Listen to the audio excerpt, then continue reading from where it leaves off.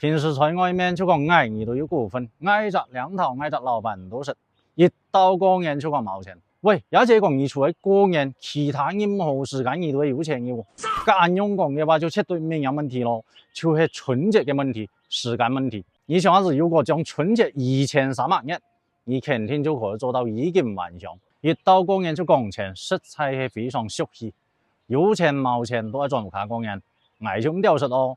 因為只要捱唔賺，人家就猜測捱冇錢；但係捱一旦賺下來呢，人家就失去捱冇錢。過年最重要，賺嚟都唔看見團子啊子，而且錯了啊子，平時都冇幾何見面嘅，所以呢冇錢也係賺。錢嘅東西有多咪用多，冇多咪用少咯，係冇？但係問題係你可能一隔離屋收煙花咯，收3年5年錢呢，一片有同學冚打牌子，你看到都樣樣準猛咁坐落去。所以我總結下子啊，明年你11月份轉年啦就冇啥嘅啦。